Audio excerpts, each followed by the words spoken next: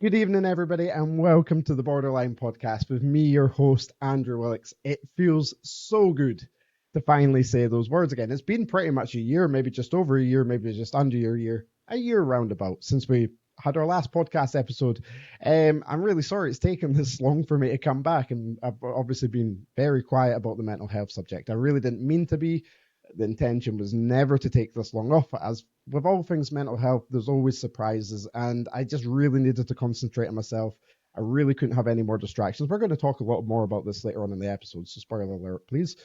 And yeah, I just had to take a step back from things. I think I was just thinking about mental health every single minute of every single day, and it wasn't helping me. It wasn't helping me at all. So if you are a returning viewer or listener to the Borderline podcast, thank you so much for coming back from the bottom of my heart. It really does mean the world to me, and I really hope that we can get to know each other a little bit more, especially about mental health, and we can certainly learn a little bit more about the mental health spectrum. So thank you again for coming back.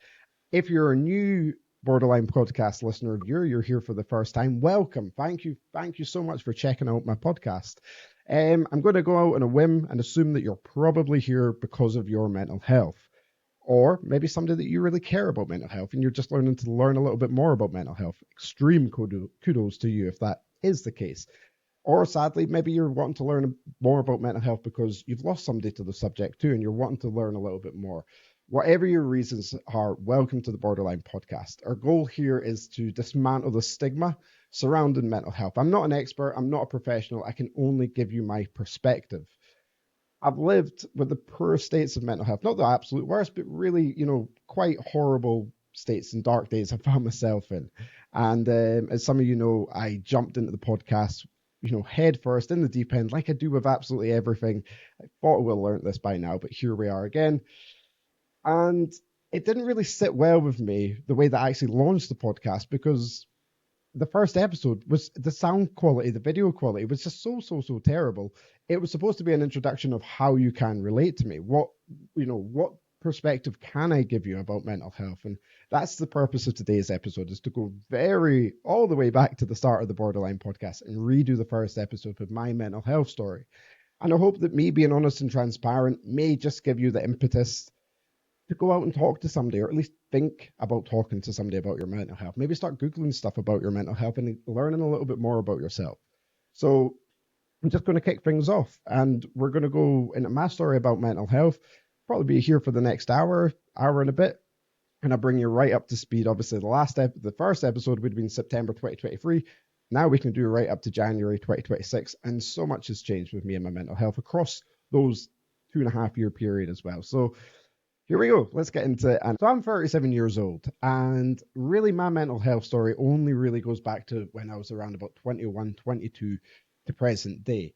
Before that, I had a really good upbringing. As a kid, despite the fact that my parents were separated when I was quite young, I had a really good upbringing. I had a loving family. I had a really good group of friends, and I had a really good social network in general. And I was always, spurred on to do things.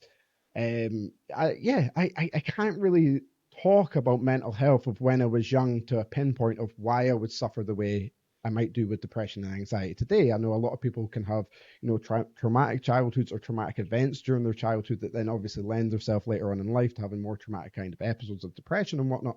That's not the case with me. My mental health really started going sour in my 20s. Now, I can say when I was growing up in high school, I do remember having a conversation with a really close friend at the time, and I think I was around about 15 or 16. And that was about suicidal thoughts and these thoughts that I'd been having that I wasn't really too sure are they real. I don't really know why I'm having them. I certainly don't feel that way. And I think I remember saying something along the lines of like, maybe one day I felt that way, but for me, everybody might have felt that way. Pressures of growing up, hormone imbalances, puberty and whatnot. There's some pretty dark days in there too. So I really didn't, I was super confident. I played in bands just to kind of verses on the anxiety. I played in front of people with music. I played naked in front of my whole high school for Red Nose Day. My guitar was obviously covering me up. I had no issues going in front and talking to somebody, or cracking up a conversation with absolutely anybody. And that's the same as when I went to college. I had a really, really, really good group of friends at college. I had an amazing time at college. Um, there, yeah, there was a little bit of anxiety, a little bit of panic and whatnot. But again, for me, that was kind of normal at the time. You're nervous, excited. You're moving out for the very first time. The very first night that I was in my hall's residence, the first hour, I just sat on my bed. I didn't know what to do with myself. And then eventually I went up to the bar, and like 2 hours later, I was speaking to people, and then we are getting to know each other. It was amazing time. So I can't, again, I can't pinpoint anything there. I went to college to do animal care up at Fife, and then from there I moved to Edinburgh for a year to roll on to university. Now, a dynamic probably started to shift in my life then when I look back now and I start to analyze it a little bit more. That, like I said, I had all these really good friend groups growing up. I was always spurred on to do things. I could always call, text, go around. I'd see friends every single day. College, exactly the same. My room at the halls of residence was kind of the party room. Anybody that's watching this from college can probably vouch for that, that we always ended up drinking in my room. And yeah, when I went to Edinburgh, that stopped. I didn't have any friends. I saw my girlfriend at the time and a couple of people from college that would see every now and then, but it wasn't the same. Now, I think looking back, that subconsciously was starting to have an effect on me on a more depressive way, is the fact that I really started to feel out of place. Um, I really had a lot of imposter syndrome at university. Like I'm quite a smart guy, and like I was fine with this stuff. The coursework was fine, apart from statistics. I hated statistics. You know, Sorry, I should have done this when I don't have a cold. Just got to take a quick drink. Hopefully, remember to edit this bit out. No, I was a pretty smart guy. But I just felt that I was so out of place there, and I didn't belong at university. That I wasn't smart enough. That no matter what I did, I wouldn't be doing anything that I wanted to really enjoy from a career sense with animals. I always wanted to work with sharks. I wasn't going to get that from an animal biology degree at Napier. But it would have set up the pathway for it. But I had to go into marine biology and whatnot eventually too. And yeah, there was obviously a little bit of destabilization there. Now, moving on the year from that is when I actually moved away from it. I dropped out of university and I moved back home. And I've got into a job. I'd broken up with a girlfriend at the time, kind of first long term relationship. And yeah, I think looking back now, that was actually a really uncomfortable time for me because that imposter syndrome was right in some ways. That I dropped out of university, and from that moment on, I did start to feel myself as a little bit of a failure. And I think that's really, really, really important because I can look back now and think, yeah, I did feel that way. I can remember instances that I can feel that way. And like I said, I went to a job that I absolutely despised. I wasn't used to working 40 hours a week. I certainly wasn't used to getting up at 5 o'clock in the morning again. And yeah, that just hit me like a ton of bricks. For the next year was where the mental health started to go south. So at this age, I think I'm 22. I think I'm 22 when I'm talking. This is around about 2010, I believe.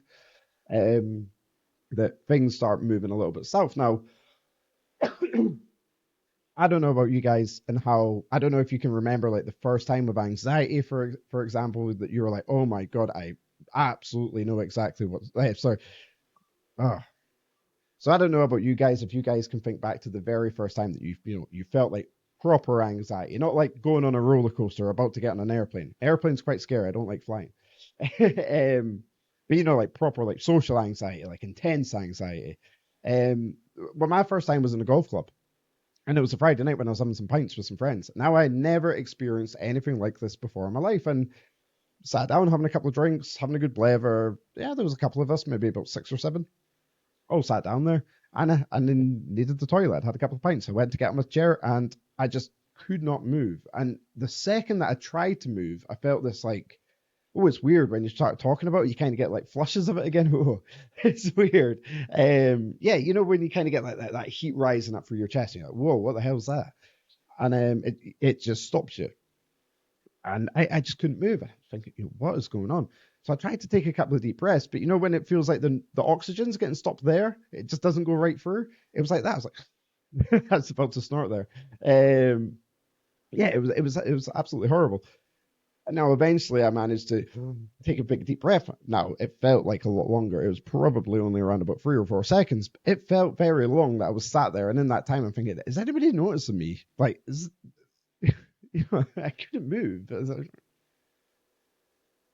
Sound lads.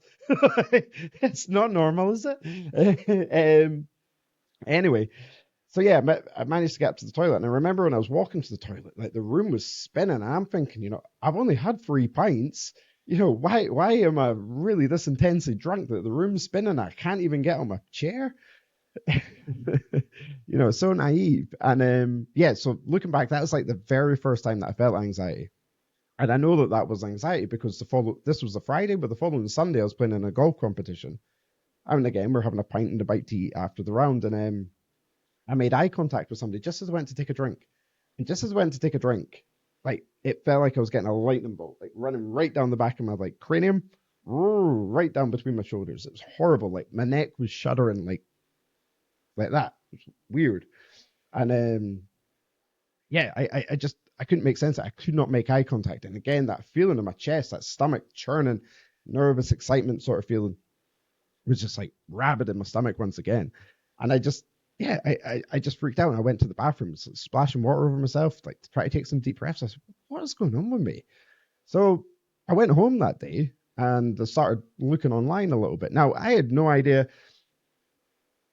about the mental health subject. Now, yes, I've been done animal biology, animal care. I certainly know, stress, behavior of the animals. I'd never really done it, really studied anything on like the human side of mental health is what I'm trying to say.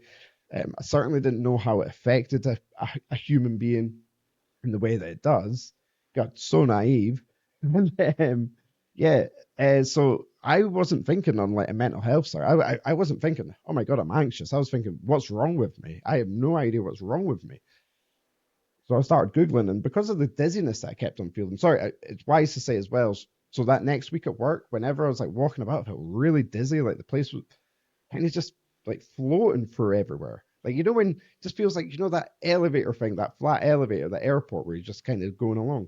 That's what I felt like when I was moving, just floating along the place, which is obviously like, I know what that's like now. And I know to kind of take some breaths and whatnot and just, focus on something, a little bit of grounding technique to bring you back to. But back then I had no idea what it was. So I was looking at like vertigo, like ear issues, ear infection. I actually think I went to the doctor thinking it was vertigo. Now, I can't really remember if the doctor said, have you ever considered anxiety? But even if he had, I would have said no, and I still don't, because I don't think that's it. I think that it's a problem with my, like, something's happening with my ears that's making me go shaky. And yeah, it kept on happening and kept on happening and happening and happening. Now, the next time it happened,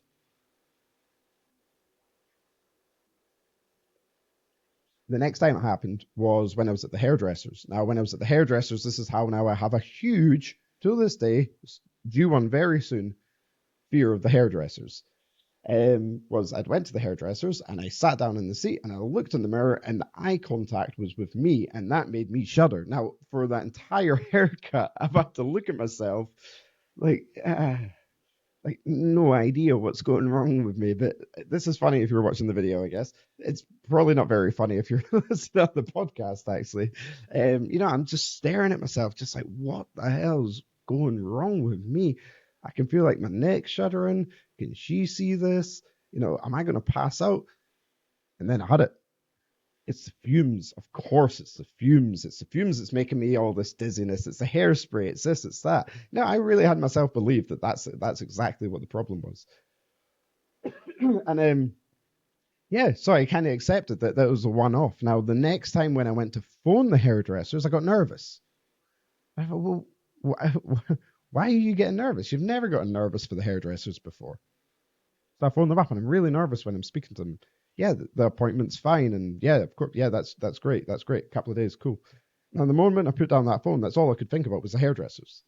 I couldn't think of anything else, and every single time I did, I started getting a churning stomach, and I thought, well, it's unavoidable that they're not going to use hairspray and stuff like that in a hairdresser, so you're just going to have to get on with it and hope that you don't pass out. So I went down and I didn't pass out because it had nothing to do with the hairspray. And it was at that point when I went back in that entire hairdresser. I get sweat. I have sweaty pits and palms right now talking about the hairdressers. And I was, sat down there, just so uncomfortable. Now, 10, 15 minutes past the hairdressers, you walk outside and the feeling goes away. So straight away with me, now kind of doubling back on myself with like animals, thinking, but I'm just out of a situation. It's kind of fight or flight-ish. Certainly smells like it. Maybe look at the anxiety side of things. And I think, yeah, I'd probably been this time maybe like having this kind of symptoms for about 6 or 7 months. And yeah, they kind of just kind of went away for a while, a little bit, and then they just came back all of a sudden really bad. Now I was going out, I was working Monday to Friday, and I was just doing the usual kind of single guy thing in your 20s. I was going out Friday, Saturday, and the occasional Sunday, getting absolutely rat-arsed, living paycheck to paycheck, piss up against the wall at the weekend, start again. And I remember, having no problems going out. And then all of a sudden, I started getting really nervous about going out to the pub. So I just got around that by having a can before I went out to the pub. That settled my nerves, play a little bit guitar, listen to some good music, kind of get into the vibe and whatnot. And it was all good, and I felt absolutely fine.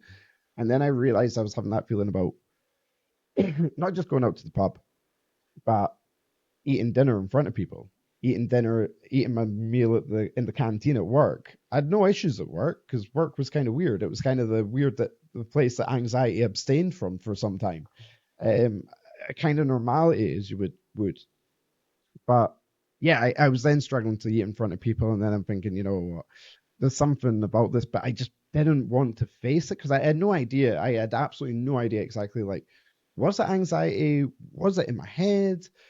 Was something else going on? And yeah, yeah, it's serious now when I look back at it, but at the time it wasn't that serious. It was, I'm not saying just nerves. It was nothing like the nerves that I know anxiety to be like now. It was very like introduction level anxiety.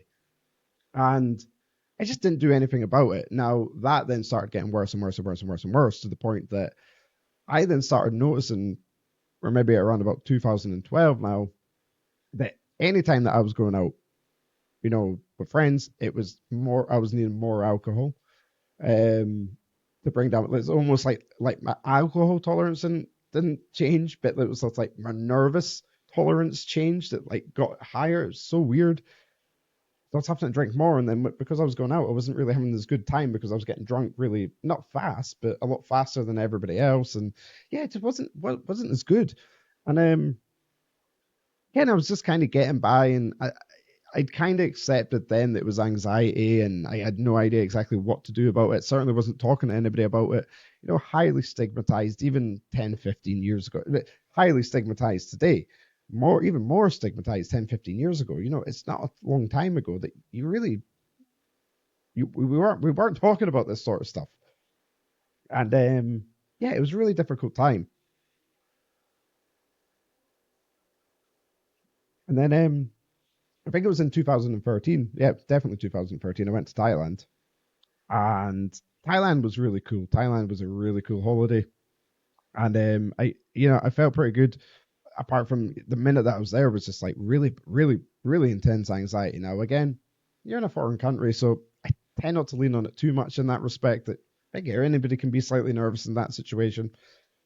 But the next day, it was just like having trouble eating. People needing to think, oh, I need to have a beer, and like before I go eat, and just yeah, just kind of awkward. But then after a couple of days in Thailand, it totally went away. I was just like, oh my god, this is like the first time in years that I don't feel this feeling at all now. It's great, and I can make eye contact with people, and I don't need to feel like I need a beer before I go and have a bowl of cereal. Joking.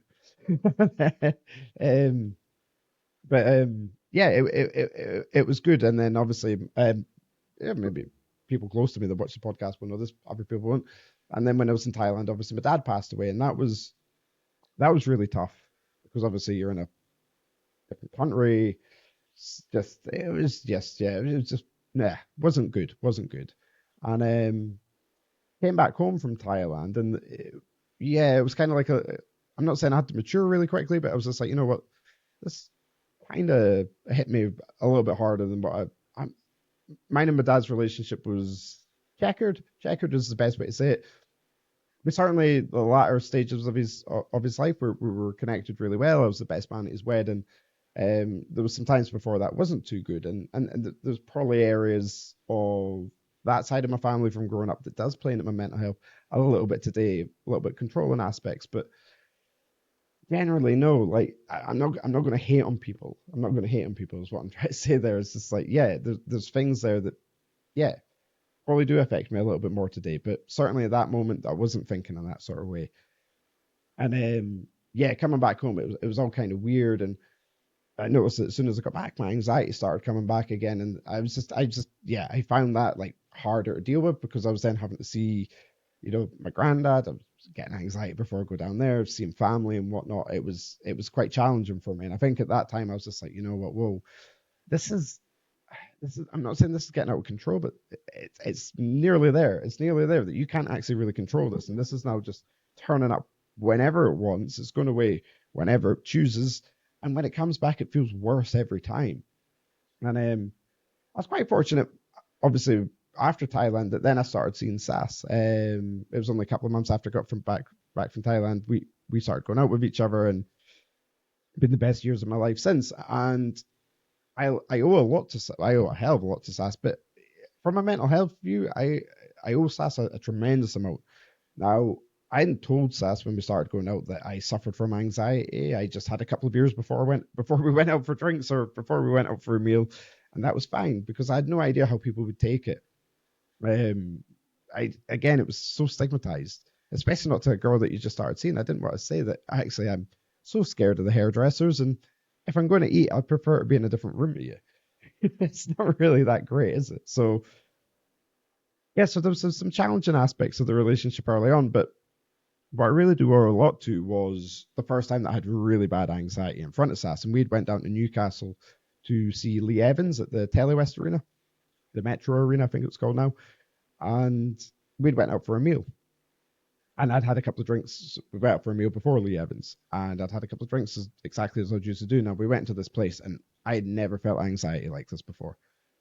This was like times 100 of everything I've been used to. Like generally, I could keep my shit together a little bit. This time, this was like a whole different level, like uncontrollable nerves. Even talking about it, I can feel my voice changing. Need some water again. That's better. So yeah, it was just like the worst anxiety in the world. I couldn't look at the waiter. I could barely look at the menu. My finger was like, it's like trying to look down the menu. I was just up and down to the toilet all the time just to get away from the table. It was just, oh, it was the worst. It was the worst. It was the worst. Kept on feeling like I was going to throw up every time I opened my mouth because it's like, oh my god, the stomach churning. Oh god, it's the worst. And then so the guy came over, took our order, despite the fact that I was looking at the table the entire time. And I think I ordered a steak. Probably a really poor choice. Having to chew stuff with anxiety ain't great, or at least I don't find it good. I know some people will maybe use that as a form of a grounding technique, but for me, chewing no. Especially not when you have to try and swallow it after big hunk of red meat. So I'm sat there like chewing, cutting up my steak into the smallest of little pieces and just like slipping it in, like barely chewing it, just swallowing it down and what. It's horrible. And yeah, I just got to like breaking point. I was like, I actually can't take this anymore. I need to get out of here. And I said to Sasa, I think it was just like just after I didn't even finish my main after she finished her main. I was just like, look, could we get out of here? Could we go, please? And she was like, yeah, of course. Is everything okay? You want dessert? I was like, no. Honestly, I really don't want dessert just now. Can we just go? And so I was like rushing the waiter across. Come on, give me a ring. I was like, could I get the bill? We get out there. We go back to the hotel. She's like, is everything okay? What's up? What's up?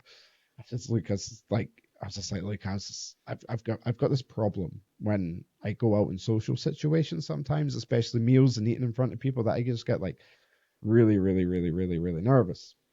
And she's, well, what do you mean like anxiety? I was, yeah. She's like, well, I get that. I was like, well, I was like, you get that. Sass doesn't mind me saying this stuff. Yeah. Like I get really bad social anxiety. I was like, did you have it there? She's like, no, but I know what you're on about. I was just like, really? Like the nervous. And she's, yeah, I totally know what you're on about. So we sat down on the bed, and probably for the next, half an hour to an hour, she was just talking to me about it. And I was like, this is incredible. Like, I have like looked at every site on Google that I've had, and I'm still no closer to really understting what it is. I get a better picture now of what anxiety is, fight and flight response, but how it affects humans. and the symptoms that it's given me, I was like, I didn't know that other people had this. I didn't know it was common. Like, it's really common. I didn't know that somebody, coincidentally, I was just thinking, oh, well, this is this huge coincidence. But no, obviously, a lot of people suffer from anxiety. But what Sass did there was, she reassured me straight away. She validated me that actually there's nothing wrong with you. We feel this way, which was really, really, really comforting and really reassuring. And our next steps was to say, look, tell you what, Monday morning, I'll phone up the doctors for you and I'll make you an appointment and we can go see a doctor about this. Which is exactly what happened. And that's how I ended up going on to my very first like CBT courses.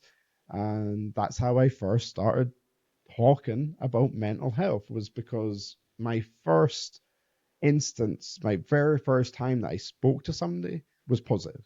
Now, had that been somebody that was negative and belittled me and put me down, would I be sat here doing the podcast today? I highly doubt it. So whenever, this is like lesson number one, if there's going to be ever less, I'm trying to calm the podcast as this isn't advice perspective, but take this as advice, is that if somebody is going to approach you and start talking to you about your mental health, listen and reassure them. Give them time and space. Don't rush them on, and don't, let them finish their sentences. Don't interrupt them and whatnot. And be so reassuring, because if that's the first time that they're going to talk about it, and you give them you give them some positive feedback and positive reinforcement, they might just go on to get the help that they actually need as well. And that's super, super. So yeah, that was like a transformation. Now, it would be nice to say that from that moment on, my mental health just got better. But again, we're sat here today, and that was 2013, and there's 13 years past. Wow, Sass has got some patience. And yeah, so for the next couple of years was CBT and starting to understand what is anxiety and what is mental health with me, and wasn't really speaking about it to anybody else. I think I started speaking to my mum about it a little bit, maybe a couple of other people, but it was still quite a hush hush subject. I certainly didn't know anybody else that was having these conversations, and heard loosely of other people that, oh, they get anxiety, they get social anxiety. Well, really, that, I'm not saying it's cool and all, but you're like, I wouldn't expect them to get it. Like, it's weird because you just like, but they don't act like when I get, and you're like, God, you're a good actor. It's incredible. And yeah, so the next couple of years were good. I was kind of getting better, understanding my mental health a little bit. And then I got addicted to gambling for the first time, which is where things start going south. Now, the other reason why I want to be really loose with the advice term is that I have got a coherent problem of making bad choices sometimes, and I would hate for anybody to make the bad choices. Me trying to be honest and transparent about this is so anybody watching this maybe thinks I'm not going to do that. That's a win. So 2013, 14, 15 kind of goes along, and things are pretty good. I end up me and Sass get our first cat. We go on a couple of holidays. I think our first holiday to Greece was relatively sound from an anxiety sense. Felt really cool. I wasn't on any medication for anxiety at the time. I'd kind of adapted some CBT techniques, which were actually really helping me, and things were going along pretty good. And now, like I say, I started having a little bit more issues with gambling around about 2016, and that's actually when me and Sass went to Dominican, and again, kind of go through like levels of anxiety. The next time, going back to 2013 to 2016, the next time that I had like heightened, supercharged level of anxiety was when they were going to Dominican Republic at Manchester Airport. And I would have quite happily walked home, lost all my money off that holiday. Oh, it was horrible. Like, the anxiety at the airport was intense. And that followed on into the holiday. Every morning I was waking up with I was just like, oh my God, like, I just feel in danger. It's so hard to explain, isn't it? Like, that feeling, I just feel in danger. I just feel, nah, it's not me here. This isn't right. It's not nice. This is an intense feeling. And then again, I figured out really early that if I had a couple of cans from the minibar first thing in the morning, that genuinely I was fine. But I didn't really have much breakfast on that entire holiday because I just couldn't physically eat in the morning, especially being in like big buffet cafes abroad and that. It was just, ugh. So I really enjoyed, like, the holiday was amazing, but that definitely put a bit of a dampener on it. And actually, when I came back from the Dominican, I was just like, you know what? I don't know how much it cost at the time, a couple of grand. Said to Sass, I was just like, I'm not paying a couple of grand to go and experience that again. I still want to go and experience that, but not like this, because it was good, but it's kind of crappy when you're not really getting the full benefit. You can't eat breakfast every day, and you're feeling like you're having to, course a couple of mini cans of alcohol into you before you even go down to the pool or that, because there might be somebody there that might speak to you. It's not really an enjoyable holiday, is it? So we'd so I'd kind of looked at then maybe going to the next stage of mental health, or taking control of anxiety, and that was the down the medicinal route. Again, always 100, 300, 1,000% go speak to your doctor before you do anything with medications regarding your mental health. Never, please, never just stop taking your medication all of a sudden. It can be so dangerous. So, always speak to somebody, always speak to a medical professional. So I did. I went down to the doctors, and it was actually really cool. Again, we're talking about these interactions with mental health. I had a really positive interaction, I remember. So I went down to the doctors, and I spoke to a doctor who kind of knew me, and he knew my family history a little bit. And he started, he was saying, what, it's only been a couple of years since you lost your dad. Is that an effect on it? I was just like, maybe. He said, and I was saying, but I've kind of had this for around about 5 years now, and it's never really fully gone away. And every time it's came back, it just seems to be that a little bit worse. And when it does come back, it's like boom, and then it's worse. It's just like you think that it couldn't get any worse, and then it comes back again. You're like, oh. As you're going to learn, it gets a whole lot worse. So if you're struggling, please go speak to somebody. Please don't drag it out. It's probably going to get worse. I'm talking about anxiety if you let it fester, obviously. So I'd spoken to the doctor, and again, he had a really good conversation with him, and we decided to go on citalopram. I think I started on 10 milligrams. I'm sure I started on 20. I think it was actually maybe 20 milligrams. I started on, and I remember like the next day at work. Sorry, it's actually funny. So we're talking about good interactions. I went back up to work after my doctor's, went and got my prescription, and somebody had asked me, "Oh, where you been?" I said, "Oh, I've just been down to the doctor's." "Oh, is everything all right?" And there was a couple of people there. I said, "Oh, yeah, just want to go speak about my mental health." And this is what I mean. Like 10 years ago, it was like, what? And I was like, yeah. I'm going to go on antidepressants. I'm going to go on citalopram. Like somebody that knew me and was like, I was really close at the time, was just like, oh, really? I had no idea you were struggling with that. Like kind of that empathy, as what humans have. Anyway, there was somebody else straight away that went, the fuck do you need there for? You don't know what fucking depression is. Now, going back to them interactions, imagine if that was the first time that I was talking to somebody, I was like shitting myself that, I'm just going to come out. I just need to tell somebody. I just need to get this off my chest and see if anybody recognizes that they feel the same way. And that's your interaction. You're probably not going to have a very positive experience, are you?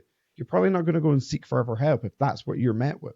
We're talking about the stigma. This is why the stigma builds itself up.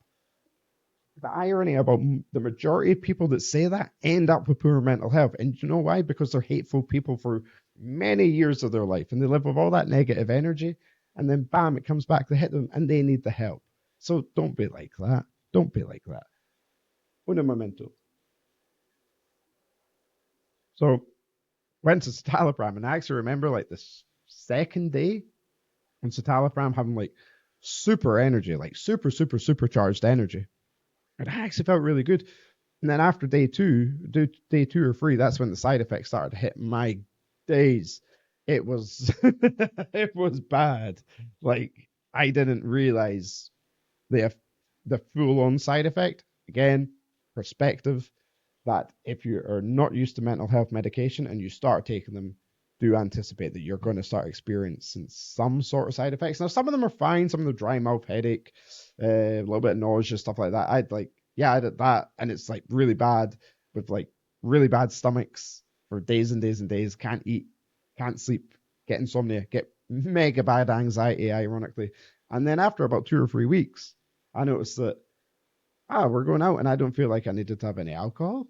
I was like, these things, this is working. And it was so liberating. it was so liberating, honestly, to feel that all of a sudden, for years, something could have been handled much better with a pill. Now, there are going to be some people that listen to this and think, oh, well, I don't agree with medicine and Andrew's totally wrong because he's not going to the root cause. And I do agree with you in respect that, yeah, I'm not going to the root cause, but it's helping me manage my day to day life. And that's why I take it. I don't take it for any other reason. I'm well aware depression's incurable by definition. And this is to simply make my life a little bit easier. Now, I'm not on citalopram now. I'm on a different one now. We'll go into that too. But just, and I know that there's some people that will say that I'm on it and I'll stay on it for the rest of my life and I don't really care what the side effects are. I don't care that I don't go to the root cause. It puts that trauma away and I'm happy with that. We need to respect that too. It's always good to get good perspectives about mental health. And the medication one draws opinion like no other. So just be open-minded. Just be open-minded to know that it's just helping people. It's just helping people. Will certainly help me, and all of a sudden, I felt really, really, really liberated again, and I actually honestly what's always been a mainstay to me is going to the gym. I missed out for large parts of the very start of the story that I was trying. Like, I was always really self-conscious about being a really skinny guy. Again, going into maybe earlier anxiety, possibly something to identify and look at. I still get that way very much today, and I felt at that point that I was making like really, really, really good gains in the gym. My gambling was still pretty poor, but it was getting better. 2017 rolled around, and we went to Mexico on holiday. I had no anxiety. It was great. I was eating breakfast. I remember the first day, the first morning, me and Sass at breakfast at the buffet. And I remember they have these, if you've been to Mexico or Caribbean, maybe they do it in America as well, where they've got like the toast with the fried egg in the middle. Oh, so good. And I remember like sitting Sass and eating that and just a big smile on my face, being like, this is honestly the first time in years that I've ate something in front of a load of people and I don't care that they're there and I'm just enjoying myself and it doesn't feel like I'm going to projectile this back up like The Exorcist. As soon as I've swallowed it, it was the very first, really honestly, the first long period of time that I really felt free of it. Now, and I owe that to the medication. Now, because I was taking the medication, I guess before that I was doing like quite a good few bits on like CBT and your breathing, mindfulness and whatnot. And I guess because I was taking the medication, I stopped really kind of doing that because I thought, well, this is actually helping me now, and this is taking up a lot less time. Put in, swallow it, off we go. And I suppose from that sense, in hindsight now, it would have been cool to keep on doing that and to keep on learning about mental health. But at that point, I respected the mental health subject so much more for what it is. And I was open about it. If somebody wanted to come up and talk to me about it, yeah, I've got no problem. But again, nobody was really talking about it. We're talking in 2017, wasn't again a massive deal. I was obviously telling people by then that I suffered from anxiety, and you know what, if I don't come out sometimes, it might be to do with that. But generally, if I'm not out, it's just because I don't want to, or maybe I've got something else on. It's never usually because of anxiety that I'm canceling stuff. And things were going good. We came back from Mexico, and then here comes this like series of bad decisions. So number one was my gambling was then getting a lot worse, and yeah, I was like, I think 2017 is the first time I took out a credit card, but not with a purpose originally. Well, the original purpose was for gambling. I wasn't saying I was going to blow an entire credit card on gambling.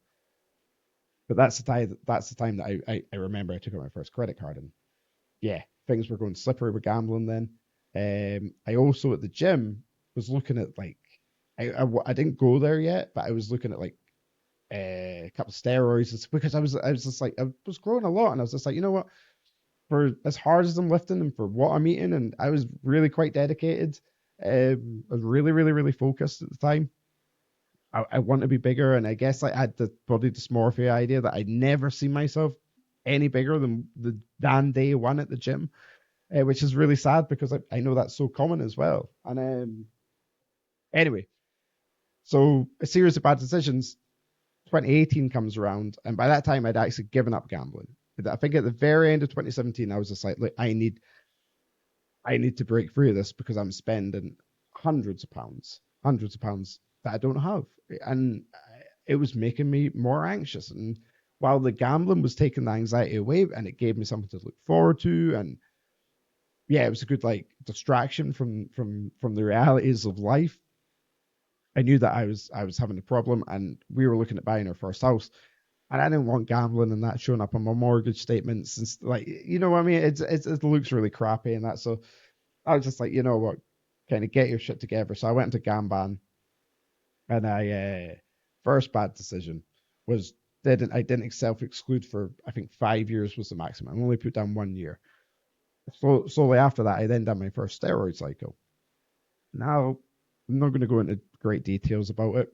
It obviously changes your body chemistry, which is probably not what you want to do if you're suffering from anxiety and depression, because you've already got quite a flamboyant, that's a good word for it, flamboyant body chemistry. Probably, you know, your serotonin levels might be lower, your cortisol levels might be higher. That lends it. That's not just like those two things. Those two things lends themselves to like a whole host of other things. So it's not good to kind of mix it. What I know now is to mix about. And I had like, I only done, I think I jumped on like 2 cycles in a year. And they were fine. And I done blood work and it was fine. You know, I didn't see any dangers in it. And I'll go to the end of that year, and my Gamban had expired. Now we're kind of getting, sorry, I'm getting a little bit sidetracked here because I kind of went 2017, 2018, and this was a little bit blurry for me. So 2018 to like 2020, or 2019 to 2020. Yeah, it's when like I remember sitting in the car park at lunchtime, and an email came through my phone, and it's from Gamban, and it says your 1 year self exclusion period has expired.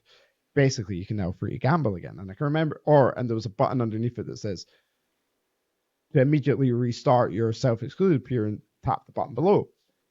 So there's 2 buttons there, Angel and the Devil. And it was, you know, okay, close or go for another year. And I said, okay, close. And if I could turn back any moment in my life, it would be that one. And I would click another year. Because going through my head, I'd got the house now. I'd paid off the original credit card, so it was no problem. And it like, wow, it got bad with my gambling over the next couple of years. It wasn't like it wasn't that it started straight away again. I was like, give you all my money. It was nothing like that. It was like stagnant. So I'm going to say this loosely, that I was slightly responsible. I was responsible when I started gambling again. It was like a fiver a week. I knew the dangers. I'd learned the hard way. I'd already, you know, spent a good chunk of money, and I wasn't willing to go back and risk stuff like that. Again, naivety. And then lockdown happened. Now, for the time that this happens, I'm starting to become less social. That's not just because of anxiety. You know, friends are growing up, friends have relationships, friends have kids, you know, lots of different dynamics. I just wasn't really going out as much. It didn't really bother me that much. I think, yeah, look back now, it does bother me. I mean, it bothers me now because I hardly ever go out now, but like then it was kind of okay. But I noticed that like 2019, 2020, that my anxiety started getting really bad again, and for no reason. Like there was nothing happening in my life that was really kind of making it worse. And I noticed that it was also being accompanied by like quite weird waves of depression. And the reason I could identify in depression is because nothing was making me happy. Whenever like it was weird. So going on to the gym, like I was so focused in the gym, like 6 days a week, which I know a lot of people say that's overtraining. I loved it. It's always good up there for me. Like it's really, really, really, really, really good for my mental health. So like 6 days a week, people are like, oh, it's overtraining. I don't care. It's undertraining this. And then, you know, I could go even, you know, I could go for like 7 days if it wasn't the fact that your central nervous system clearly needs a day off as well.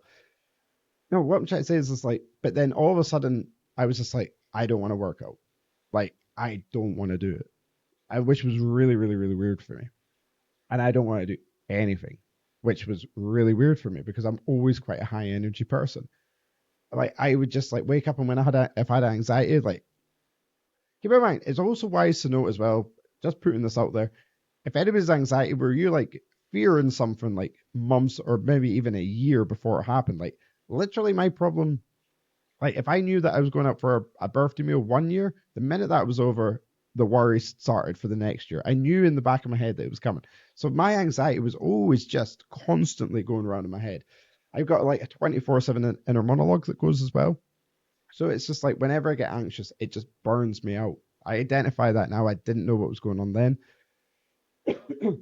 Like I say, these depressive cycles kept on happening that I was just like, not doing anything. And I really noticed at work, like my mood just would just drop off. And then COVID happened, which COVID was a really weird time for anybody with anxiety because at the start and looking back, like immediately after, I was just like, you know what, COVID, you were cool. But my God, was it the worst thing ever? Not COVID, you were cool. Lockdown, you were cool. I mean, they weren't it, but what I mean is just like I didn't have to worry about going out for meals anymore. I didn't have to worry about making eye contact with people. I didn't have to worry about a whole load of stuff that I was starting to really worry about all the time. I got to wear a face mask, which for me hid me against other people. It just made me blend in, and it was fine. And I liked that aspect at the time. What COVID actually did was it enabled my anxiety to get a lot worse without me ever knowing because I never had to confront it. Now, that might sound a little bit silly. How could it get worse if you weren't having to confront it? Because surely the thought of confronting it would make you more anxious, which could lead to more higher cortisol, make you worse overall. No, like, I just didn't have to face anybody. So for me, there was no anxiety ever. And it was like, I was still on medication at the time. I think at this time, like my medication's maybe up to 30, 40 milligrams of citalopram, which is kind of getting to the highest areas that you can go with it. And because I'd been to the doctors about like the depressive side. So for however long lockdown was, my time was spent gambling and drinking alcohol. Two things that is not good with your mental health. And I was always a gambler. I was always a drinker. I was always a binge drinker at weekends. Never really drank through the week. I know I was saying I was like super focused at the gym. Having a couple of beers on a Saturday was, yeah, that was fine with me because it was in my diet plan. It was in my fitness pal. It was fine. I'd factored that part in. So, having a couple of beers was never alien to me. I used to love having pints. And but in lockdown, it was just like, well, what am I going to do? And it's summer. So I'm going to sit in the garden and I'm going to have some cans. I'm going to finish work on a Tuesday. I'm going to go down to the Esso garage. I'm going to buy a 12-pack of Tennants. I'm not going to drink all the Tennants on that day. I'll come home and Sass will have a couple and we'll sit on the garden and I'll get her a bottle of white wine. It's a lovely summer's 20 degrees day in May and stuff like that. And it's, it's a Wednesday. And of course it's fine because all the other people that we don't see but know are doing this. We like to say that. And we just started drinking a lot more. And it wasn't like, I've always said this, I never turned into like an alcoholic. There's never been a real physical draw to like, apart from calming nerves. Yeah, I guess that's physical, but no, what I mean is like a dependency on it. Other than calming nerves, I didn't feel like I ever needed it. Alcohol and just enjoyed it. It was starting to get to the stage that I was just like, this really isn't good for me. And I really know what it's doing to me. Like, now I was never super lean with a six pack or anything like that, but I was getting like kind of fat and whatnot, and I wasn't working out. And this is the first time that I've not been able to work out in like years. I'm now starting to miss people, which is starting to conflict me a little bit more because I'm still enjoying this, the solidarity of lockdown and not having to confront any aspect of anxiety, but ultimately, emotionally, you do miss people and you want those situations back. You want the normality back. And that's what I mean. It was such a weird time for it was such a weird time for anybody, but with anxiety, it was really, really, really weird and really conflicting all the time. That doesn't help with emotional regulation. When what I mean by that is you can come around when you're not in a good head loop, is what I'm going to call it. When that inner monologue isn't good, it might come back and start attacking you. And again, when you're looking at, if you've got a little bit of emotional dysregulation because you aren't seeing people and you are dysregulated, that feedback loop can become really quite exhausting over time, is what I'm trying to say. So, there was a different aspect to lockdown than probably what a lot of other people know it to be. And then obviously we came out, and you're looking, and you're having a great time, and it was all. I can't even remember what happened after the first lockdown, but it was like scattered, was it? It was like, could you see like one or two people for like a little bit of time? Honestly, I can't really remember. I can only remember the second one. I think it was the second lock. You know, when they started doing the tier system all the way across Britain. I think I remember that because me and Sass were. This is how we know that our drinking was getting more was getting becoming a little bit more damaging. I guess was, well, maybe not actually. Was we were booked to go on a log cabin break down in Northumberland, and I think it was just like 3 weeks before we were due to go. They updated the tier systems, and they put Northumberland to tier 3, and they put Argyll and Bute down to tier 2. Now I think tier 2 meant at the time that you could then go out and have food. How ironic is this? I'm just about to say this. It meant you could go out for food and drink. Oh, and there's me just saying that, it enabled anxiety. No, it's because I was just be drinking. It was fine. It was back to square one that I was now needing alcohol to go back out again. So yeah, we changed our holidays just so we could go and do that. Which, yeah, I guess looking back on it, it's not totally abnormal to want to just go out and have normality after a long time of being in the house. But certainly for us, we have a little joke about it that we changed our holiday just to enable some more alcohol consumption. But yeah, no, that was a good holiday, and yeah, we came out of lockdown. I can't remember if we went back into lockdown. I think we probably did. But anyway, end of 2022 rolls around, and yeah, we definitely were. It was 2022 because the gym reopened then, and that I remember now because you could book a place at the Sparta gym, and then the gym moved to the new gym. It's all coming back to me. It takes a while, but it's sponge brain. And yeah, so back at the gym, putting on size, and at this point, like my gambling's really bad again. Like I missed this part of the lockdown when football started again. Like my gambling was kind of back under control when football wasn't going on. When football came back on, I was like, oh, let's go. And what I was doing between that was then playing slots, which I'd never done before. Now I was starting to gamble far more than what I ever could have. Now I'm not like what I don't want to say a number because somebody listening could potentially be in that number of debt, and that number will be totally subjective to me or you. So there's little point putting a number on it. There are a couple of thousands is what I'm saying. A couple of the thousands is what we're spending on gambling now. And I remember I think there was a Saturday I won like $4,500 on one Saturday, and think about it. It don't really bother me because, well, I don't have any benefit of it, and at the time the money of gambling was never about the money. I guess, yeah, of course, obviously, like in a second, a dream can become a reality. So there's always that draw. But for me, it was escapism. It's always escapism. And like this kind of self-awareness I'll talk about, towards the end of this episode, is I look back at a lot of that I've just been trying to escape and escape and escape. Another really bad decision that I made then was I went onto a SARM. Now, slightly different from a steroid in the gym. A SARM's it's still a performance enhancing drug. Selective androgen regulator modulator. I can't remember what it's called. A SARM. Anyway, I'd tried one of these before, and I'd actually had quite a good cycle on it. Not quite as brutal as any other like steroid or anabolic steroid.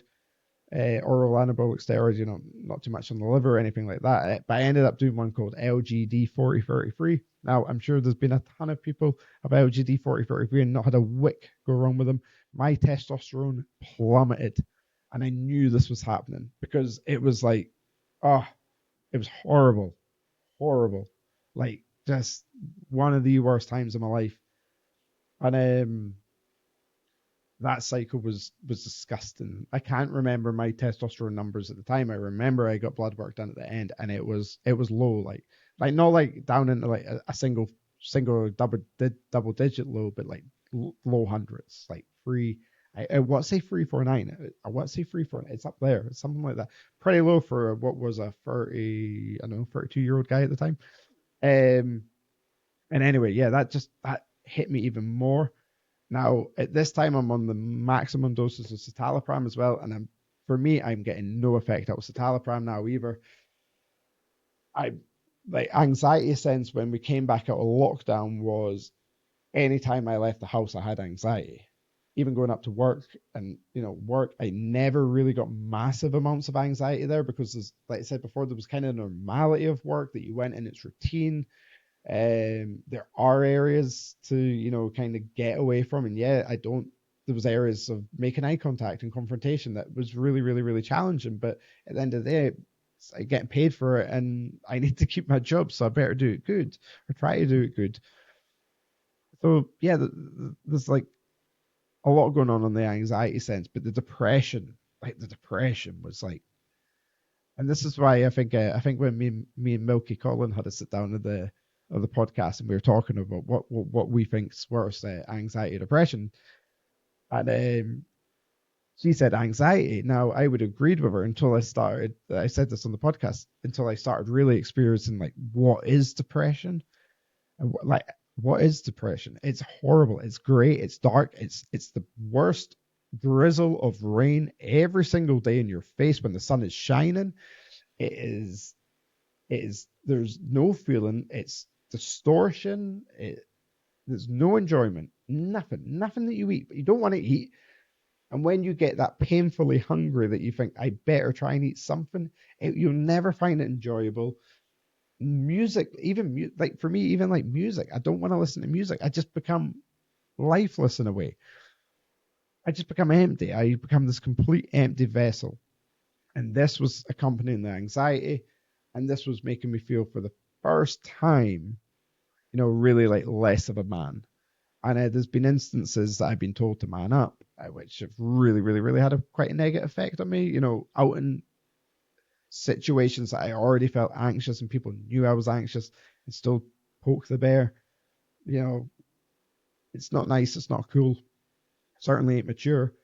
And yeah, I was just feeling like really low for the really the first time in my life that I had like everything. I was now married to Sass.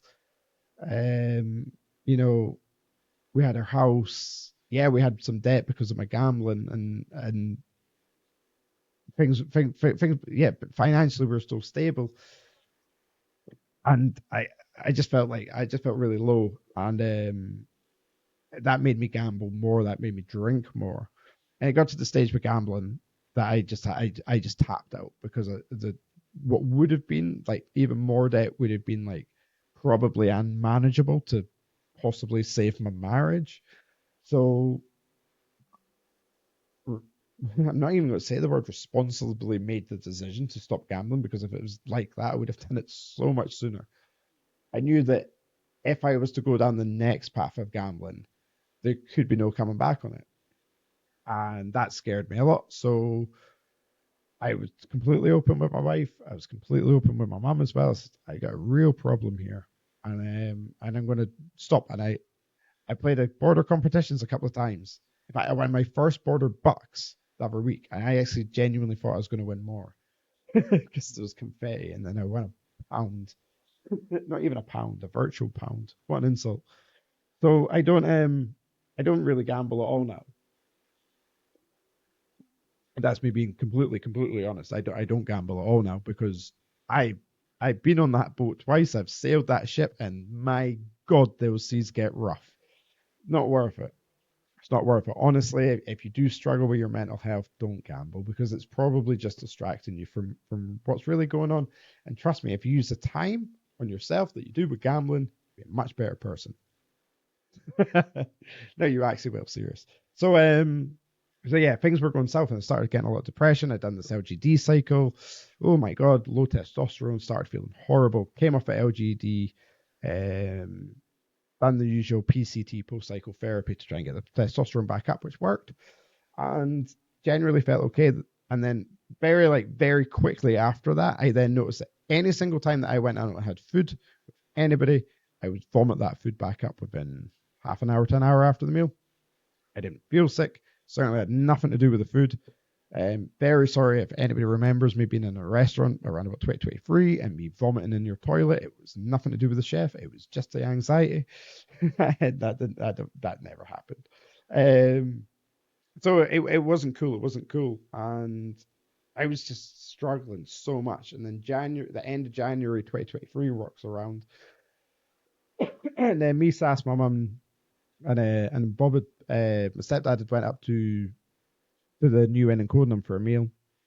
And again, I had just normal levels of anxiety before I went out, which at this time was horrible. But I just like, again, the depressive side, I just stopped caring about it. I was just like, you know what, it is what it is. I feel like shit. And I just accepted it now that this is it.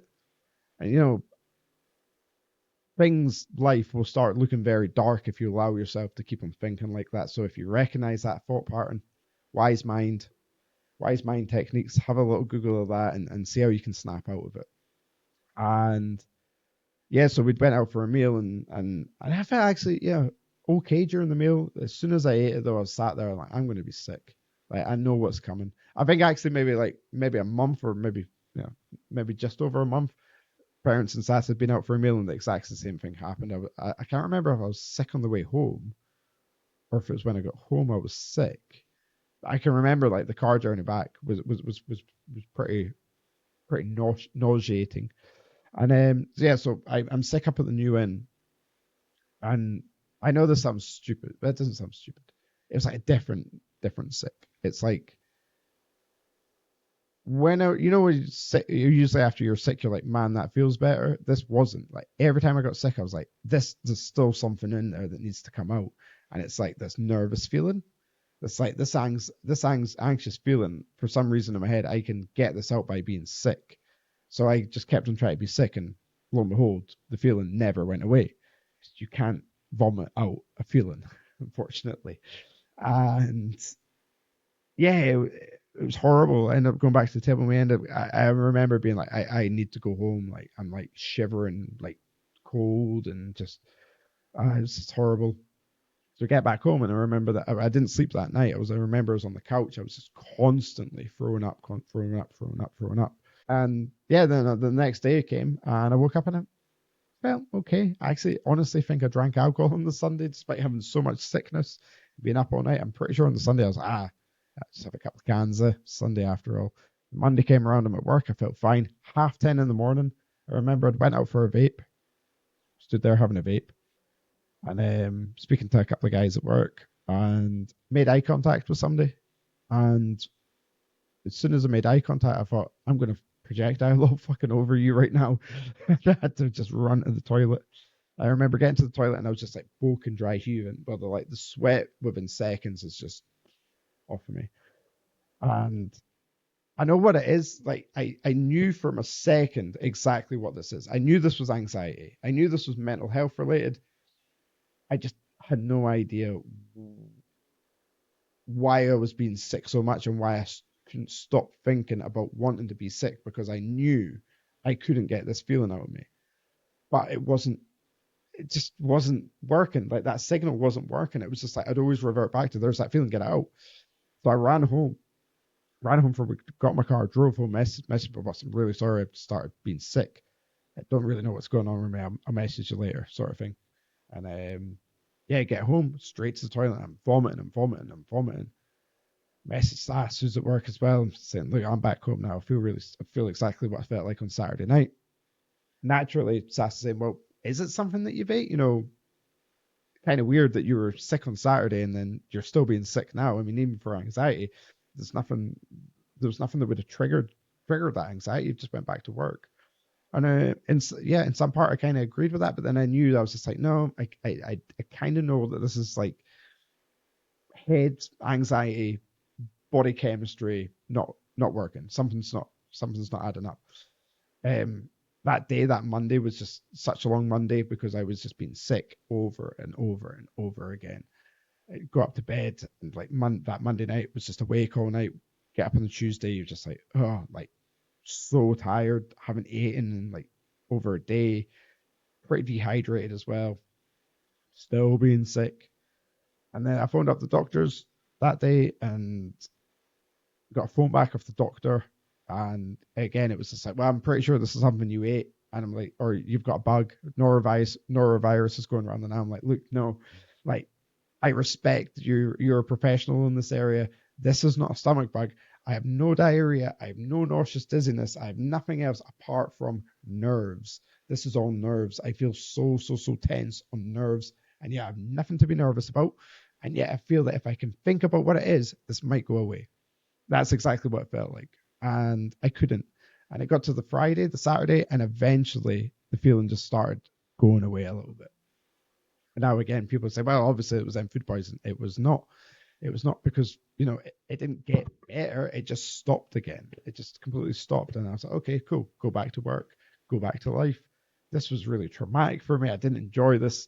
I now need to start thinking about my mental health a little bit more serious because I had no idea that could happen.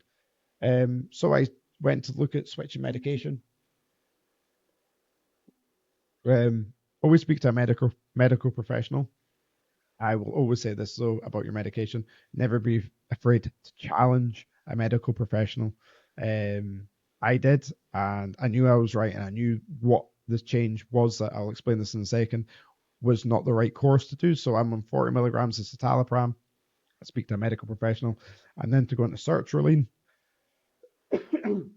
Now, for me, I was incredibly worried about citalopram because I was starting to have a lot of dark thoughts, and citalopram at that time was labeled as the suicide drug in America because there was so many cases of teens and young adults that were just stopping taking citalopram, and then they were going on to complete suicide. That it's labeled as that. You don't want to do this. It really can mess up your chemistry again and make you not have as much control over your thoughts as you'd like to have. And yeah, so I like for me it was just like, okay, like 40 milligrams, we're going to do like a week down to 30, a week down to 20, a week down to 10, a week down to nothing, maybe a week of an overlap, like a cross pairing, a cross taper, I think you call it, where you're going on the new one, but still tapering off maybe down to a 5 milligram dose, up to a 5 milligram dose of sertraline, 5, 10, 20, 30, again, this thing's going to take about 8 weeks. And this guy wanted to do it in 10 days. Like, you can't do this in 10 days. But I went along with it anyway. And I literally went like 2 days 40, 2 days down to 30, 2 days down to 10, 2 days down to 0 citalopram.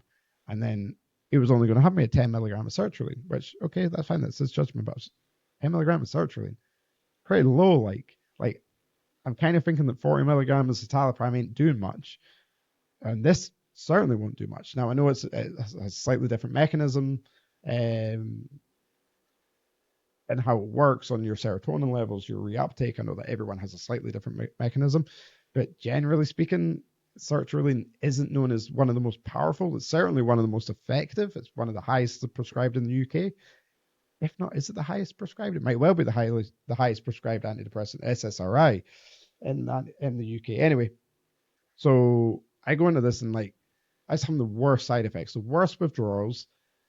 I was feeling incredibly suicidal again, and I was just really beat up, and I was having like auditory hallucinations, really, really, really bizarre, like shadow people stuff. And if you know what I'm on about, you know what I'm on about. If you don't know what I'm on about, you can sit there and laugh. But it ain't. I'm laughing. It ain't funny. Like it's real, and it's really, really, really horrible sometimes. And yeah, I lost like any trust in that doctor immediately. I was just like, you don't know what you're talking about, because when I've talked to people about this, I know that this should be at like a minimum 2 to 4 weeks, not 10 days, man. Like this is how people get ill and sick and hurt.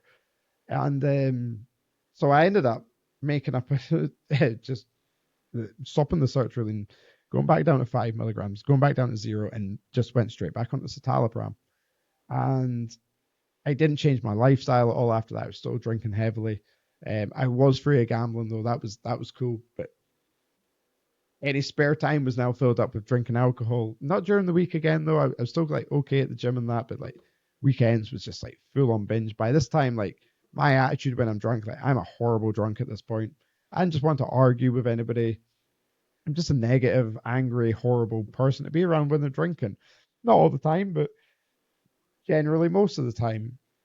It wasn't cool having a lot of arguments with Sass. I was starting a lot of them. And yeah, I just wasn't enjoying the person that I was becoming. For the very first time, I was looking at alcohol as just like, I don't want to do this. Like, I don't want to drink this anymore. I really don't like the taste of like I was having to like change lagers about all the time because I was just getting so sick of the taste of it. And yeah, just like anytime I was drinking, I was just like leaving like that much in the bottle, go chuck it away just so you can get a cold one for a little bit better taste enhancement. Stuff like that. I just wasn't enjoying my alcohol consumption whatsoever, but I still kept on doing it. Now we got to April of 2023, and this is where my attitude towards mental health completely changed. So I've always been open. I've always started talking and encouraging people to talk about their mental health. By this time I'd done a Great North Run for Mind, just stuff like that. I had no idea, like, despite what had happened back in January with like the physical sickness, I had no idea exactly what anxiety, what depression can do to you physically. And what happened in April 2023 has completely changed my life. Take a minute just before we get into it. Also, really wise at this part of the story that if discussion and talk about suicide is something that doesn't sit very comfortably with you, please just turn off this episode now, or at least skip forward for the next 10 minutes or so. I just don't want to trigger or make you uncomfortable in any way. Thanks. So, April 2023 comes around, and that's when things really went south for me. I was across at my parents looking after their dogs, and or looking after Indy. I think Indy was, I can't remember. Mum will have to clarify, but I think Millie had passed away by then. Anywho, they were away, so I was going to stay over that Saturday night. And I remember being across there and drinking a Corona, and Sass coming across. And I can't remember if Sass was always going to stay over or if she was going to get a taxi back because we got the cats at night. I can't quite remember. But anyway, so we sat there having a couple of beers, and I know that, like, it's weird. Every single time I take a drink of it, I'm like actually having to like squeeze it down my throat. I just don't want it, but I just I just felt so anxiously tense all the time. I also wanted the feeling of being drunk, so I didn't feel tense and anxious all the time. And I went downstairs for a cigarette and to get another beer, and I remember opening the beer and taking a drink, and as soon as that bottle like went like that, I just projectiled, like exorcist style. I wasn't drunk enough to be projectile, and certainly hadn't drank enough alcohol. Stomach wasn't full. I knew exactly what this was. This was an anxiety attack, not a panic attack, just an anxiety attack. We want to call this one. And immediately the sweat started again. So I put down the beer and tried smoking a cigarette. I just couldn't smoke it all. It's shaking so bad. And I went upstairs to see Sass, and I was just, I don't know what's happening. I don't know what's happening. I don't know what's happening. This is happening again. I'm being sick and I'm shaking and that. And next time I like run to the toilet again, I'm being sick again. I'm like, oh, like, why is this happening? So I went downstairs. I don't know why. I'd looked at the bath and I was just like, don't know why. That seems like a shit hot idea to get in that bath. That could actually help me out. So I ran a bath and like got in it while it was filling up, and it was weird. I was just like, yeah, this is nice. It's really nice. This is helping me. And like it was such an intense feeling of like dread that was going through me. Before that, having like the soothingness straight away, I was like, oh my god, I wish I'd known to take a bath back in January. I could have been over this so much sooner.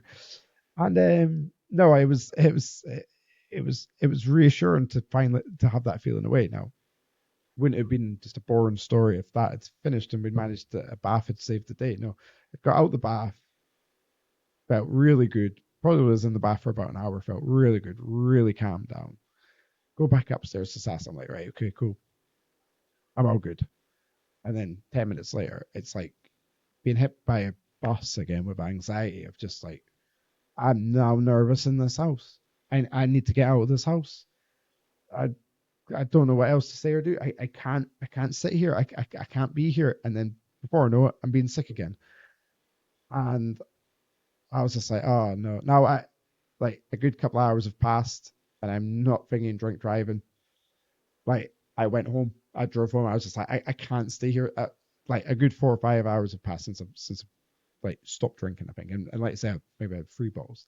I'm trying to reassure something that's happened years ago and I'm fine. I just don't like the idea of people thinking, oh, drink driving's cool. It's not. And yeah, I like got home and I immediately came in my house at Broad Street and started running a bath, and I got in a bath. And after that, I went downstairs and I stayed on the couch and I was just like up. every 10 minutes back to the toilet, just making myself sick, fingers down the throat, making myself sick over and over and over again. And that was April 23rd or April 22nd and April 23rd. I'm pretty sure I remember these dates off my head. And that started just a full breakdown that pretty much lasted until June. There was a little bit of respite in May, but it pretty much went until June. Um, Going into the breakdown, I weighed just shy of 19, well, just shy now. I was 18 stone 7 going into the breakdown. I came out of this breakdown at 11 stone 4, I believe. It just completely obliterated me. Effectively, from that moment, April 22nd, I had to be in a bath. And if I wasn't in a bath, I was continually being sick. I couldn't sleep, I couldn't eat, I couldn't do anything. I had the worst agoraphobia that I'd never had before in my life. Like, I couldn't even go and stand out on my deck, and it was like the thought of going out. I even try to explain it now, I find it really hard. How many times have I done this for anybody watching from TikTok? I still can't put it into words. The thought of going outside and even putting my foot over an imaginary line was giving me palpitations. It's something I couldn't have done at that moment, and it was horrible. It was horrible. I felt so beaten up. I was exhausted. I had no idea what was going on. I had lost all trust in the doctors because of just what happened to me with medicine and changing the medicine as well. And very quickly, my mental health had went from bad to obliterated, very dark, very dangerous. Now, I'd had I've had many suicidal thoughts before this, and at times I've had a more serious side to the thoughts of sort of ideation, a little bit of suicide ideation. But this was the first time that I really felt committed to something. I don't want to say it was so careful with the words I use, and I just felt really committed in on the ideation sense that I couldn't get outside. I couldn't even if Sass came into the bathroom, I couldn't talk to her. I couldn't talk to anybody. I could message people, but I couldn't physically speak to people without feeling that vomit was just going to fly out my mouth, or I was going to pass out, or something horrible was going to happen to me. So I just shut up, and 17, 18 hours a day in a bath, 6 hours being sick.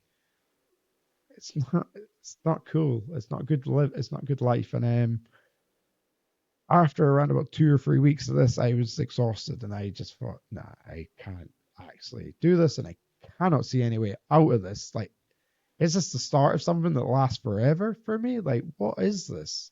Like, I've known this is, and this is what I mean about like the physical side. Like, yes, you can get nervous. Yes, you can be sick, but not 24/7.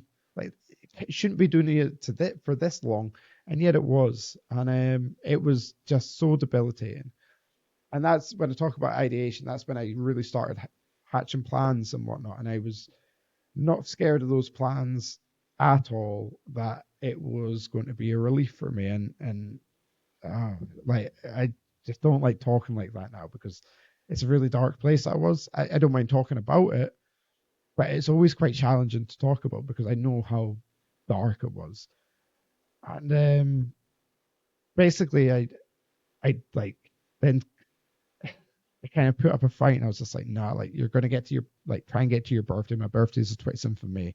This is kind of like early May time, middle of May. And my message to my boss at the time, who was like so good at the time, he by his own admission will be the first to tell you that maybe he's not the best, maybe he doesn't really understand mental health that much. But he was really good with me, and we were talking. He was just like, look, I really want just to try and help you to see, can you get back to work? Like, I'm not forcing you, but will it help you? Because like I've said, work was kind of my normality. So I was greatly wanting to get back to work and to get that sense of normality back into my life. And so he was messaging back and forth. And by this time, I hadn't smoked a rollie. I'd started smoking cannabis again. Not a great decision. Not a great decision for your mental health. But we're So much so we're not actually going to talk about cannabis that much at all in this episode because we're going to do its own episode in a couple of episodes' time. Yes, it has some good medicinal benefits for anxiety and depression. Talking of those root causes, it doesn't. And I address the root cause. Anywho, I couldn't smoke cannabis during this time because it was just making me more and more anxious. So I have this tobacco. I hadn't smoked like a rolly cigarette in years, and I said to myself, I was just like, I have no problem with starting smoking again if it gets me out my decking. Like, start small. I know this, and don't do this. Don't start smoking again. But if I can get onto that decking, then we're cool. And eventually I did. And then eventually I started going out the front door for a cigarette. And then after a couple of days of doing this, I went and got to my car, which is like 10 meters away out the front door. And I just go sit I don't care who sees me at this point. At this point, I feel dead. So it doesn't bother me. I've got no interest or self-interest of what people are thinking about me at this time. So if I go out and I just sit in my car for 2 minutes, it's a win for me. I don't care. We're have to build on that. So eventually I said to my boss, I said, you know what? Can I come back for an hour? And he says, you don't even need to do that. If you come back and you walk to your desk, sit down at your desk for a minute and walk straight back out, that's a win. Now, I didn't need that much, but we started off and I maybe worked 2 or 3 hours, and that 2 or 3 hours became 4 hours. And it was over the next week, I was back to working 4 hours a day, and I felt really good about myself. I looked so different, was so anxious about how I looked. Just lost so much weight from being sick so much. And yeah, things were going pretty good. And again, I kind of thought, you know what? That was worse than what happened in January, but it kind of was fading out the way that it kind of the same way that January ended, and it was kind of go back into normality. And yeah, it changed my view on mental health, but it was kind of like, here we are. It took longer, but we're out the other side. No, it doesn't work like that again. So I went back to work for a week, and it's actually my birthday. It was my birthday. So the night before my birthday, I hadn't seen people for a while, obviously because of this breakdown. And I'm not blaming anybody. There's no responsibility. There's no guilt. There's no nothing. No hating on anybody here. I had plans with a friend now. That friend has other friends, and it was nothing against me. He just messaged me like the night before my birthday, and just says, "Look, I'm really sorry. I'm going to be out a little bit later. I'll come because it was going to come. I'll come back around about 9 o'clock." And I was just like, "Look, man, it's totally cool. It's totally cool. Don't worry about it. I'm really tired. It's been my first week back at work. We'll just do it some other time. Like that's what I mean. There's no hate here whatsoever. I'm not blaming anybody." And so I went to bed that night absolutely fine. I woke up at like 2 a.m, crying my eyes out, shaking, covered in sweat, and immediately had to go back to the toilet and start making myself sick. And I was just like, I am not doing this again. Like I am not going through this again. And I was back in the bath, and I remember like 3 a.m, just 3, 4 a.m, just sat there crying, like just being like, what is happening? Like what am I doing wrong? Like what am I doing wrong here that this keeps on happening? And it isn't nerves. It's not what people say is anxiety. It's not I don't want to I don't want to go out to social events anymore. This is my own house. I can't even I can't be safe in my own house. Like what? Why exist? And all this channel, this is what I say, these thoughts are going through my head, and it's really, really, really horrible, incredibly hard time. And that day being my birthday as well, I gave up. I'd given up. And despite having pretty bad agoraphobia, I don't know what time it was. I think I went for a nap in the afternoon, and I woke back up. And when I woke back up, I just felt like the anxiety coming up. I'm not doing this. I ran out the house, jumped in the car, and I'm not going to go into detail because I've done that part so many times, and you know what? Other people don't need to hear it. But the fact that I'm still here is nothing major materialized. We're okay. But the intent was all there, and that's what changed my life was that single moment. Because again, from the physical side, people always think of mental health as just being mental health. And a headache's a headache. What is anxiety in your head? It's not a headache. So how can it be sore? Let me tell you, when you're vomiting over 50 times a day and you physically, your gag reflex does not work anymore, and you're shoving your finger like wedging it as far down as it can to try and get a reaction out of your stomach, that's fucking sore. When you're that tense around your neck because it keeps on shuddering, or you're just so hyper fixated and tense because you feel uncomfortable, that gets sore. It gets exhausting and it gets tired. It gets tiresome. That's painful too, okay? There's always a physical side to it. And this episode really revealed itself to me in that way. And that changed me. I started doing mental health videos for the very first time. I launched my so we go but sorry. So we kind of skipped over a big bit there, that we kind of got back to the house. And when the moment I got back to the house, I was like, I'm going back and I'm getting help and I'm changing medication and I'm going to speak to people and I'm getting this shit together. Gambling was one of the hardest things that I ever had to overcome. This is going to be harder, but I don't quit. I don't quit. All right. I don't quit. And from that moment on, I actually felt like I had a purpose. I became so much more spiritual, massively into meditating. Please, please, please, please give meditating a go, and don't just try one type and say it doesn't work for me. Give it a real go, read about it and get an interest in it, and it can really, really, really change your life. And so started doing all these things, and I just started looking at mental health as me. Okay, there was no point being separate. That this was a side that nobody else got to see apart from me or apart from my wife when things were going really shitty. This was, and I'm not saying I want to put it out in everybody's face, but I kind of felt that people didn't know this stuff, and it might help them to know this stuff, and there might be somebody else. Because at the end of the day, when I was in that bath, I was Googling it all the time. What is wrong with me? Trying to find an article, trying to find a Reddit post, a forum post of somebody else that had been in the bath and couldn't stop making themselves sick. And I couldn't find anything. And my mantra, the words going through my head all the time was, if you can come up with a photo with a caption and somebody reads that makes it, and they're in a bath and they just find out that you were in a bath, that gives them a pretty good fighting chance because they're seeing you now. And that is what started to develop my mental health kind of awareness phase into what I'm in now. With it, I've dealt with this for over a decade. People have dealt with so much worse and so much more, but they're probably silenced. And for this one, for me, knowing that anxiety is really common and depression, unfortunately, is also very common. There's probably so many more guys, especially in my situation, that have never spoken about it. And you're desperate to speak about it. So it was very, very, very important that I actually kind of used this purpose and took it forward. It was a friend of mine that actually suggested that I get into podcasting. I've done a couple of videos online, just very easy. This is kind of my story with mental health, stuff like that. And they said, oh, why don't you do a podcast? And immediately I was like, yes. I don't know how. We always jump into the deep end head first, remember? But we'll figure it out. If I'm up for anything, I'm rejuvenated. Now, I was still struggling massively with my mental health then. I was still like, as much as I was kind of like rejuvenated, I was sleeping like 2 or 3 hours a day. If I was sleeping sometimes, I would still have a lot of insomnia issues. Appetite was getting better, but it was taking a while to really get back into what was really good eating, generalized good eating and whatnot. And it was tough but good. Tough but good. I was back in the gym, and like I say, I felt purpose. I was ready to fight. I was really ready to fight it, because I guess I hadn't had to like really fight it. I just kind of put up with it.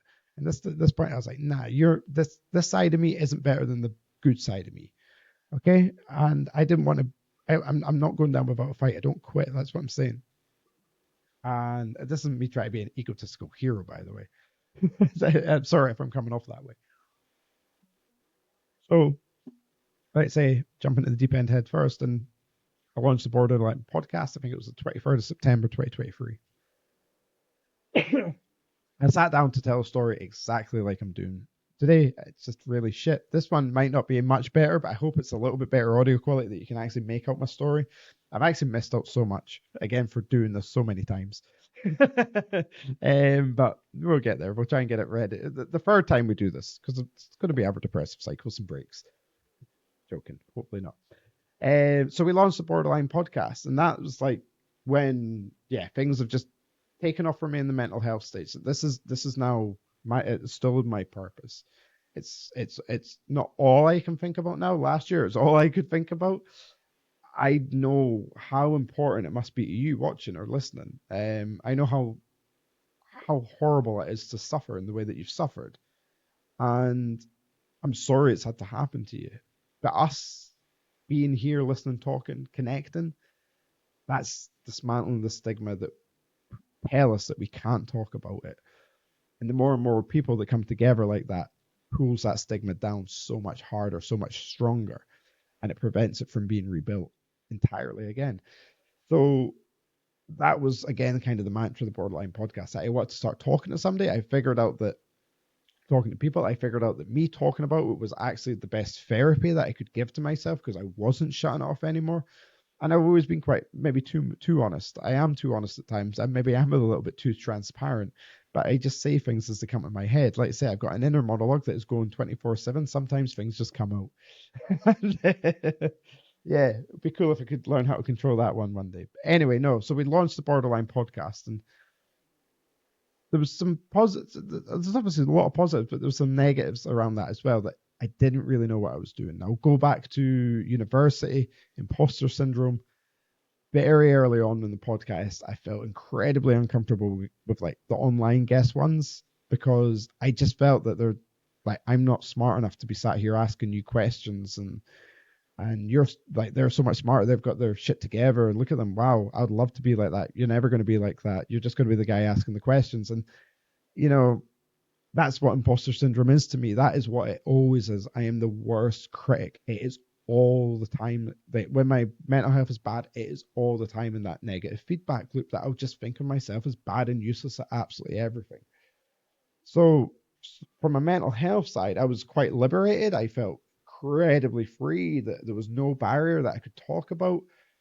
Behind the scenes, it was making me worse because I was having to come back confront it. And despite the fact that I was trying to learn about mental health, I started watching documentaries, started reading about it, I still just never felt that I was ever in the position that I should have been doing that. Like I say, that imposter part was coming into my psyche all the time. That took a lot of enjoyability out of it for me.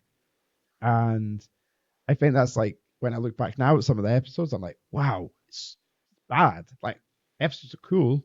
There's some cool information in them, but they're bad. They're badly edited because I didn't have that part of care. Because once the podcast was done, I was like, oh my god, it's done.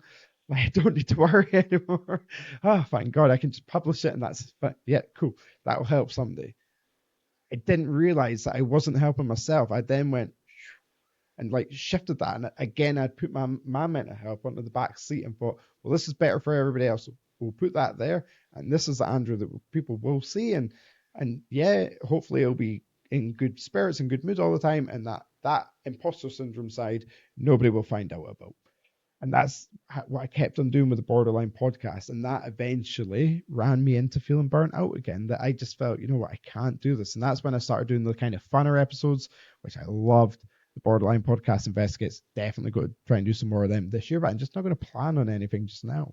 Not going to put any pressure on myself. It got to the stage that I was just like, I didn't know what to do with the podcast. I was I was working on 40 hours a week, even more hours in the peak season, which never helps me. I've missed out a huge section of the story. I'll finish this bit first. And yeah, I was just like, I really wanted it to like not take me somewhere, but kind of like lay the foundation of a, not career in mental health podcasting, but some sort of platform onto that. And I was just getting a little bit carried away that I wanted that a lot faster. And then all of a sudden, I just realized I was in a really poor state of mental health again. And I just had to go, or close the laptop. And this has to just be one of the first things to go, because this is a distraction and it's not a helpful distraction right now, that you need to concentrate on yourself. You need to get that confidence back and you need to actually enjoy it, because when I first started it, I was loving the podcast. So little spoiler alert for any guests, people want to come on. I'm not quite there yet. I'm still working on myself in that regard. Me being in front of a microphone today tells you we're certainly on the right path. I feel no imposter syndrome tonight, so that's cool. But sorry, the part of the story that is massive is when I was saying before that my mental health still wasn't really great before I started the Borderline podcast, or just after it as well. I did a medication switch, and I went from citalopram onto a thing called mirtazapine. Now, mirtazapine is massively different in the fact that I was taking citalopram in the daytime. You could take citalopram at nighttime, it's static in the daytime, but mirtazapine you really want to take at nighttime because it's got a much more sedating effect to it. I was really battling insomnia, like really, really, really badly at the time. That was like the one bit that, despite the fact that I was actually feeling okay, I still had really bad insomnia. So I went into mirtazapine, and mirtazapine worked. 30 seconds of information by it works because it has a higher affinity to the histaminergic receptors before it gets to those serotonin reuptake inhibitors. So that's why you get a little bit drowsy, just kind of like an antihistamine. Lower doses, you're going to get drowsier. Higher doses, not so drowsy. It has a higher affinity to the serotoninemic. I can't say that one. Receptors. And it kind of bypasses the histaminergic. Too many words. Podcasting for far too long tonight. So went to that, and I've been on that since, and it's been good. Okay, I still get anxiety. I still withdraw massively, but I think as a person, I'm a better person, and I think I'm developing better with my mental health. I don't feel like anything's as much as was a challenge back in like 2023, 2024. I can kind of look at something now and think, yeah, that's going to be hard, but we're going to get through it.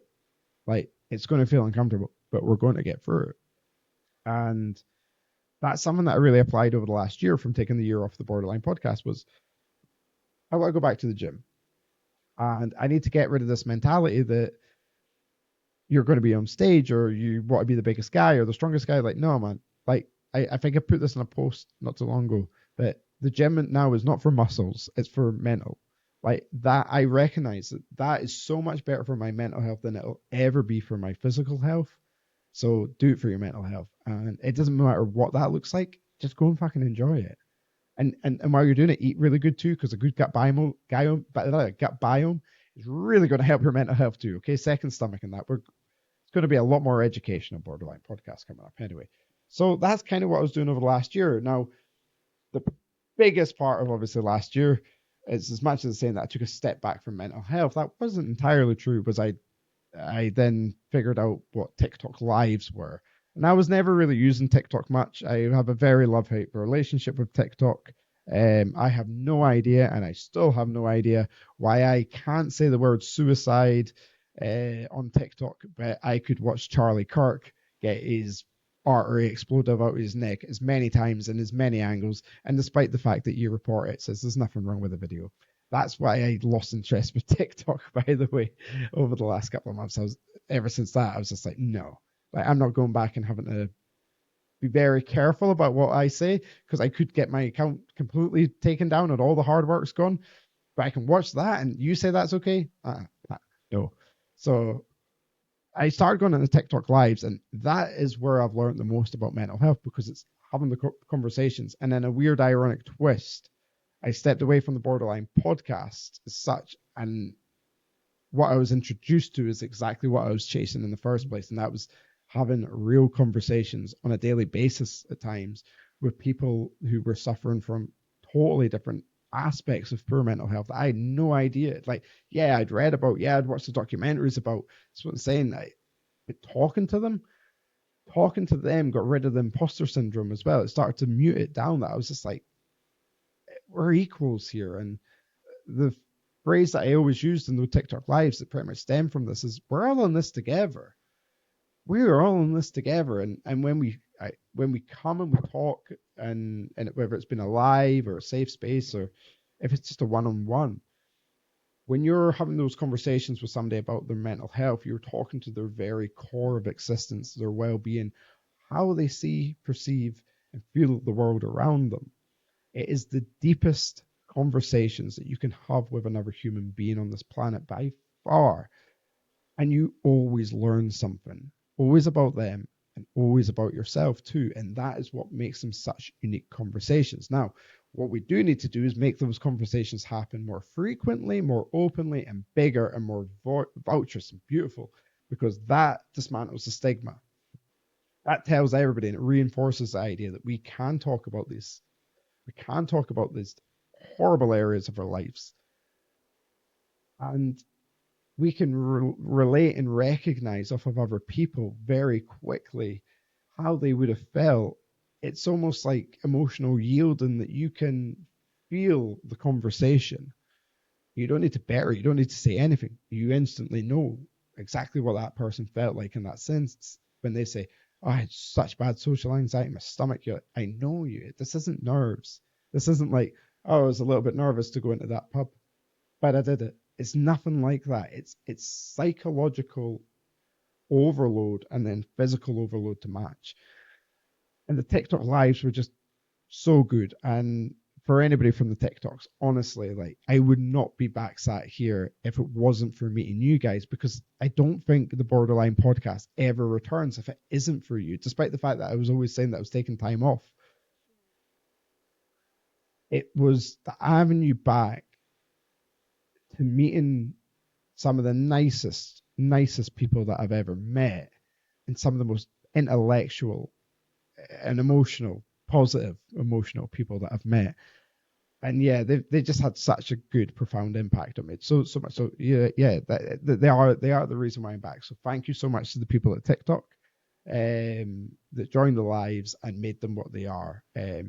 Yeah, and I will do one again soon. As much as I say that I really, really dislike TikTok, yeah, of course I'm going to come on and do a live with people soon, because yeah, it just changed me, because I suppose irony is kind of like going back to animal biology and animal care. It's all good reading about animals in a textbook, but when there's an animal in front of you, it's totally different. It's so different with mental health. It's like that with mental health as well, that you can read about what anxiety is like, and you maybe not anxiety, maybe a different condition. I'm not going to name a condition because I'm not going to put any stigma on it. But then speaking to the person and having that condition interpreted back into how they feel is nothing can come close to that. And from an educational point of view, nothing can come close to that. No textbook, nothing. Well, that's life experience. That's perspective. Perspective. Yes. There we go. See, we use the catchphrase really well at the end of the episode. It's it's what's really helped me. And again, I'll just say it one more time. Thank you so much from the bottom of my heart. So that has been kind of what's been happening. I kind of went through a stage last year where my physical health, I'm not going to talk too much on it because I'm still struggling a little bit today. I started experiencing the worst panic attacks of my life. Now I'm not going to talk about that too much just now because I want to save that for an episode later on in the series. As with other things that have been happening recently, it's been well over an hour and a bit. In fact, this section of the podcast is just hit an hour, and I'm pretty sure I done one previous. It was 40 minutes. If you manage to make it through all this, you need a fucking platinum medal. No, honestly, this has been cool. Thank you for letting me sit down and talk about my story of mental health. And I hope me doing this at least helps you relate to me a little bit more. Maybe it's not giving you quite the impetus to go and say, okay, I'm going to go have a conversations about this stuff. But I hope it's certainly maybe sparked something in your brain that thinks, actually, he's maybe onto something here. That if I was to go and speak to somebody about it, or even if I just write it down, start by writing it down, that I might actually start to understand this, and I might start answering myself, or somebody else might give me an answer that I'm really looking for. So the Borderline podcast might be able to help you with this. So do keep on staying tuned, because it is going to become a lot more educational, and like I say, the perspective rather than just the advice, because at times I might not give you the best advice, but I can give you my perspective and stuff. Not entirely too sure if that makes sense. We'll figure out as the season goes on. I think that's it. Wow, that's cool. Yeah, it's good to be back. Um, yeah, that's a genuine smile, and I'm really happy. And I'm really happy. I completely forgot how I end episodes. I know exactly the last couple of words that I say, so I'm just going to go ahead and wrap this one up. Thank you so much for coming back here, if you've been here before. And if you're not, don't be so scared. Let's slow it down a little bit. Let's bring a little bit of light, okay? We all have our cracks, but that's how light gets in, okay? And we can heal together. We have to dismantle the stigma. We have to let other people know that it's okay to talk about this sort of stuff. It's okay to have these conversations, and it's just part of being a human being. We'll explore that about my psychology as the season goes on with the Borderline podcast. But my days, it feels good to be back. For one last time, Thank you so much for joining me. This has been Andrew Willix with the Borderline Podcast. Good night.